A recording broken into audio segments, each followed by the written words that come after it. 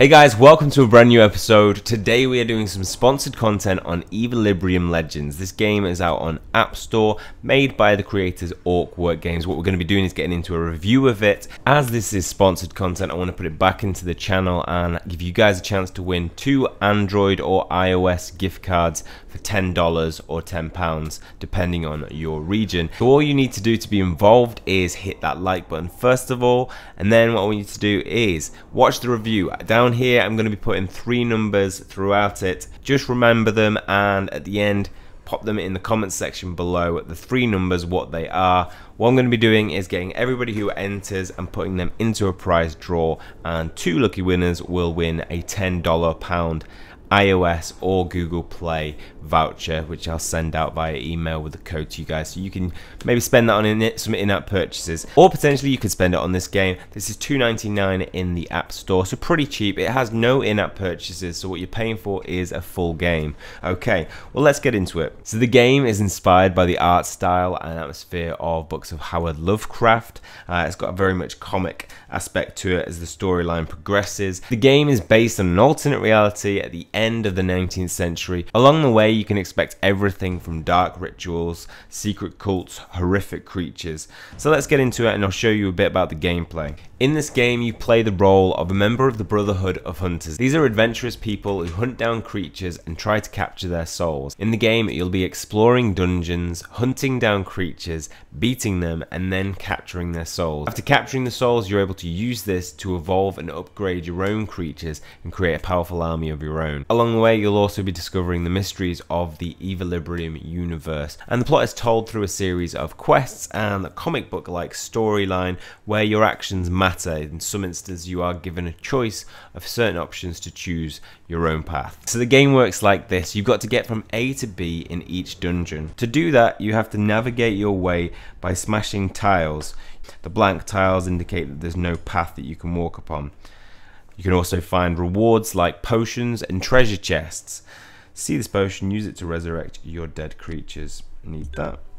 So whilst there are rewards to get though, there are also enemies that you can encounter, and then you've got to engage in a battle. You have the choice to use the supers once they're charged, which are pretty killer, and you will get XP at the end of it where you can level up your guys. The hardest thing for me is going to be the fact that even though I might plot the safest route, I'm going to want to smash every single tile just in case I miss that treasure. And once you've eventually found your way out, you can trigger some of the storyline as it progresses.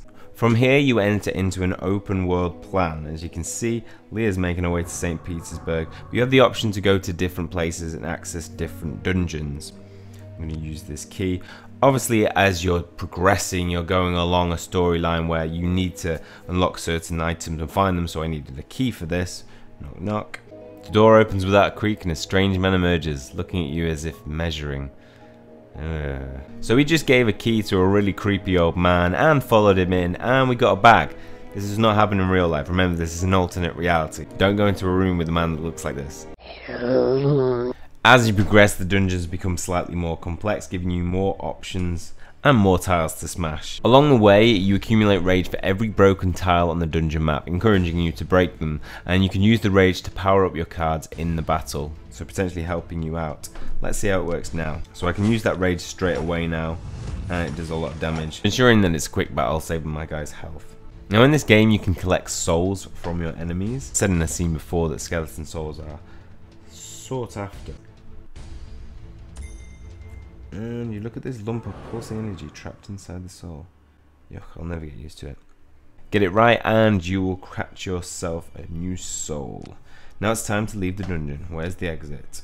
I reckon I'm going to probably stumble upon somebody else. Let's get all these tiles broken so that I can get my rage up. There's definitely a skeleton. I reckon there's going to be a skeleton on this tile.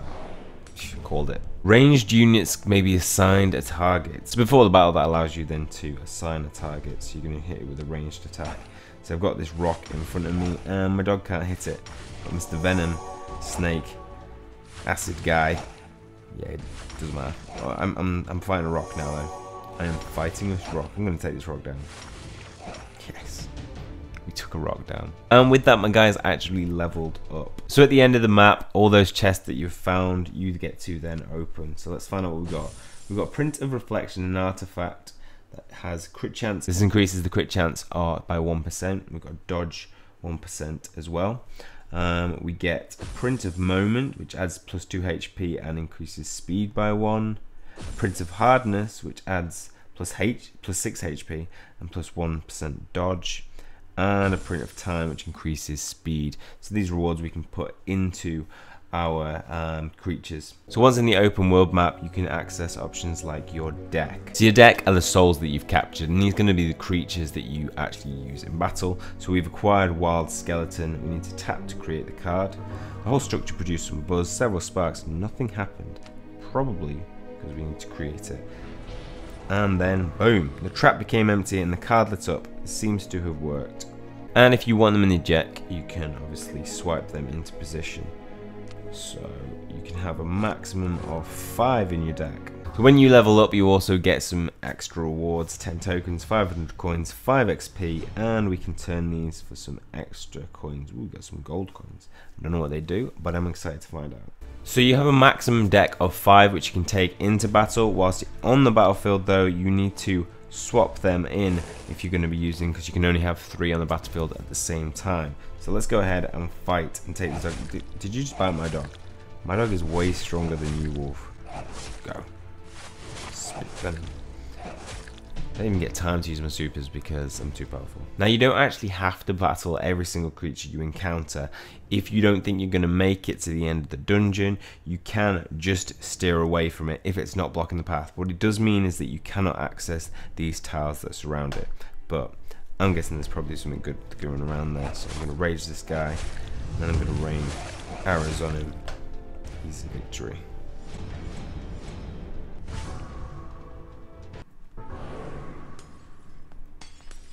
Turns out there was nothing there.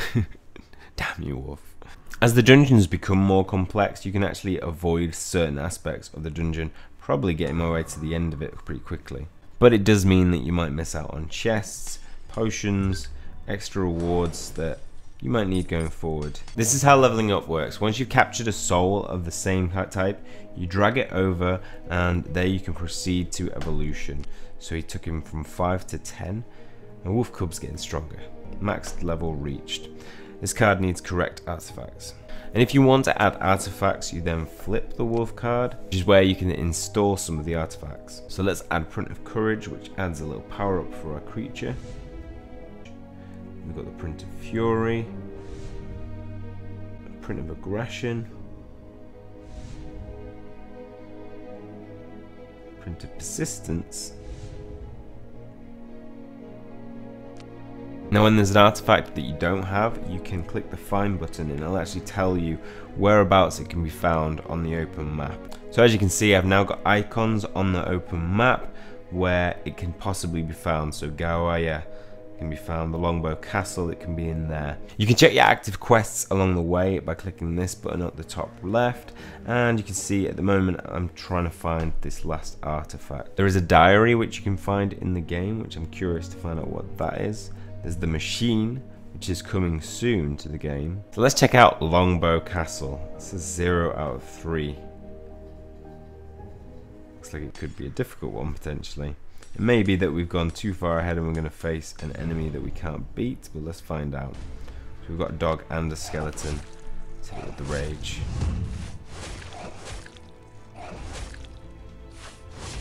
It's taking a bit longer to beat.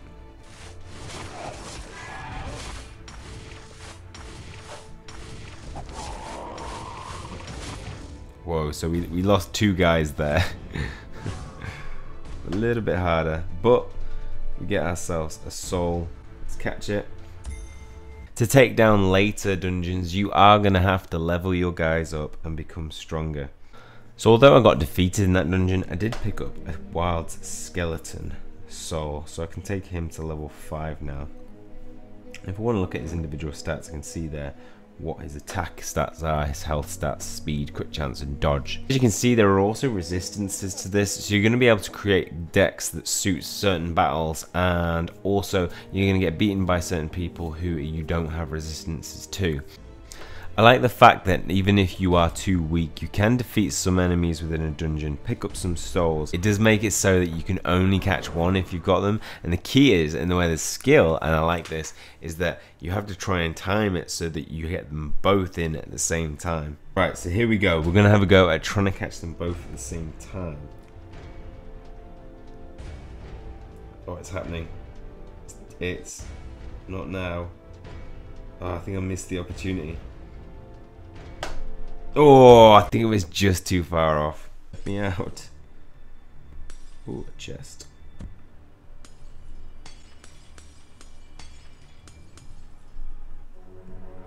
With this treasure we found Tarot Blood, the card of blood and suffering.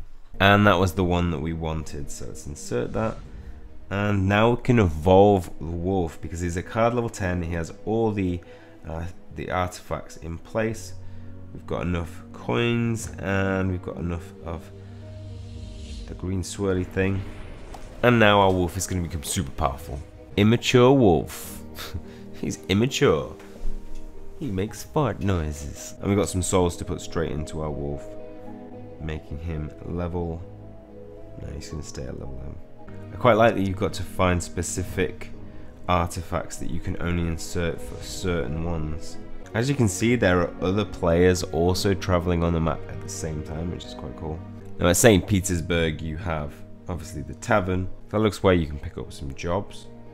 And then we have the shop with South Say, can't remember his name, but where we can get loot that we need. Okay. And it looks like you can do a refresh on the loot. Okay, so you spend 10 coins and you can actually do a refresh. Lots of nice things, many boxes, heavy items, very heavily. Petit Poro Liao Xiao, that's his name. And any unwanted artifacts you can actually sell. So all in all, I think this game has a nice leveling system. I like the fact that there are different artifacts that you have to find. You can level up different types of creatures and you'll discover more along the way. I'm probably going to favourite the immature wolf and get this guy super strong. The skeleton has a beast attack, like rain of slices kills. And obviously we haven't gotten into the storyline because I didn't want to spoil that for you guys if you're thinking of playing it. But remember, this is chapter 1. Orc Games are obviously planning for the Evilibrium universe to expand and create more games like this. So if you do finish it, there are going to be more episodes like this in the future. I think it has a really nice art style to it. The decks and the cards, there's obviously been a lot of effort put into these and it kind of fits in with that dark theme that it has. I think the user interface is very easy to use. The start of the game has a very nice set tutorial, so you're not going to be trying to figure out what things are. It shows you the first time you do it, so you know how to use it for the rest of the game. And we've only touched part of the map, so as you can see, this map is huge. There are lots of places to go, and the quests will keep you occupied for a long time. For $2.99 with no in-app purchases, with the full game, I think it's a pretty good value for money if you're thinking of investing in a game. And with the ability to replay dungeons, it means that you can strengthen those characters that you favour by going out and collecting more souls for them. I think it has a really nice battle system. It's not too complicated, and the fact that it has weaknesses and strengths adds that strategic element to it that you might be looking for, that you do have to think about the people that you take into battle and also how you position them, because you have things like rocks that you can use to take a lot of the damage and range units behind which can be protected by that, and while still doing damage to certain enemies that might take a different strategy to take down. And if you're not somebody who has access to Wi-Fi and 4G all the time, this game can be played offline. So this is a really good game for my iPad because I don't have 4G on it or 3G, and therefore I'm dependent on a Wi-Fi connection. So when I'm on the go and I just want to play offline, this is the game that I'm probably going to be going to. Okay, well that's all for this video. Hopefully you've enjoyed it. If you have, don't forget to hit the like button, and if you've been keeping an eye on all the numbers, make sure to pop them in the comments section below so I know to enter you into the competition. Okay, that's all for this one. See you soon.